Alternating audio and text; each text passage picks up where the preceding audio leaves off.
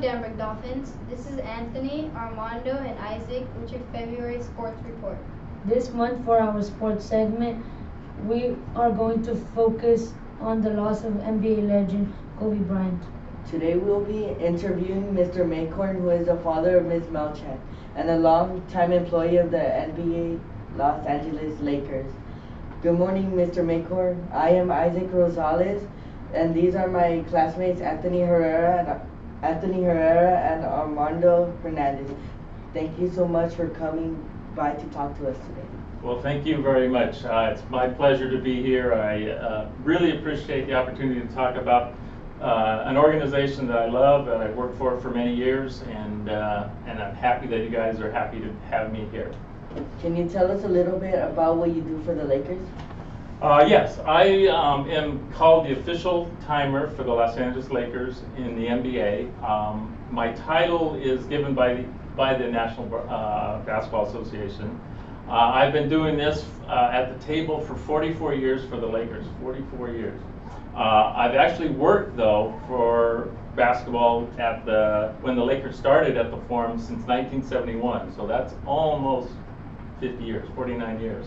So I've been watching a lot of basketball in my life and had a great time doing so. So again, thank you. That's really interesting. I would love to work in the NBA someday. I'm sure we would love to have you too. When did you first meet Kobe? I first met Kobe his first year in the NBA. He was 17 years old when he started playing in the NBA, which is very, very unusual. He was a very, very talented player. He came in 1996. He played for 20 years, and so I got to know him throughout the years more and more. But first time I got to see him, 1996, and it was when he played his first game for us. What can you tell us about what he was like off the basketball court?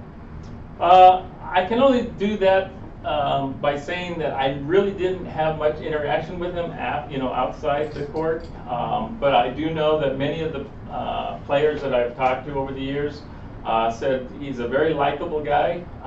He's a man, even as young as he was a man that was always in command of what was going on around him.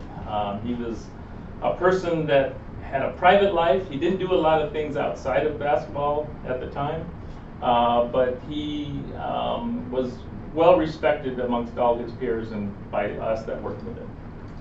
Thank you, Mr. Maykorn. You are so lucky to have known him. I agree. If the students here at Danbrook were to remember one thing about Kobe Bryant and his legacy, what should it be? Well, one thing that remained consistent throughout Kobe's life was his competitive integrity. He had a lot of integrity. He had all of this ambition. He trained ridiculously hard. I've never seen an NBA player practice as much as he did. He practiced day in, day out. If he had a bad game, he was on the court after a game. He was shooting just because he really enjoyed and wanted to do much better.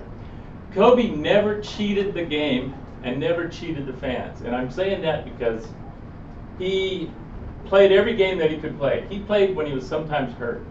And he knew that the people and the fans paid a lot of good money to see him play. And so if he could play, he was always out there. Kobe had a never resting commitment to being the best he could possibly be. And that comes into play about his Mamba mentality. I don't know if you know what that means, but he had Mamba mentality. And that is his love of teaching the game and being consistent in what he taught. It was a real pleasure talking with you today about Kobe Bryant. The world won't be the same without him and all the others who lost their lives in this tragic accident. Thank you again for coming to our studio. Thank you.